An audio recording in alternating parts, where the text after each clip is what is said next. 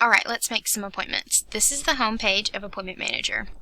We're going to go to Create Advisor Time Blocks. We're going to go to Add, select your department, and all that applies to you. This has to have a subject or it will not save, so we're going to call it this. And I'm going to change this default language to Zoom so that students know what to expect. You pick, for creating multiple appointments at once, we're going to select an opening and ending time frame. And I'm going to choose some dates on my calendar that I know are empty so that we can see those. Thursday. So I've chosen Tuesday, Wednesday, and Thursday. I want to do multiple time blocks. So this is going to be what divides it into individual sessions. I want to cut out a little bit of time in the middle. You can change the length of your appointments here. We want to make these one-on-one, and you can. I chose my date range doesn't include all these days, but we can leave that the way it is. Then I'm going to pull up my calendar and let you see those appear in my empty week. There we go. Now I want to go back actually, and I want to create a single appointment. So we're going to do the same thing.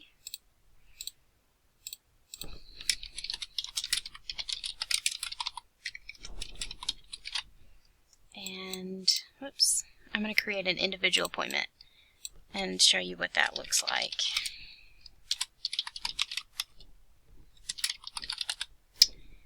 I want this to just be at 9 o'clock and to 9:30. And I'm going to do this on that Friday.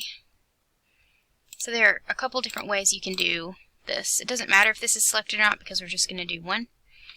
And this is how I want this to look in my calendar. And so that will appear here any second now.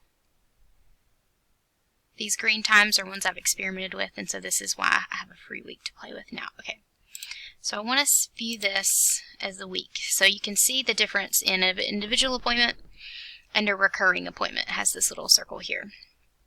The reason I wanted to do separate is because you can actually click on this, Control C, pick another time of day, Control V, and just literally copy and paste those appointments.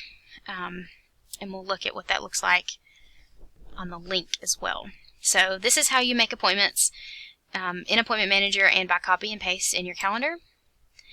Students, when they select appointments, what you're going to do is just send them a link. And so how do we find that link?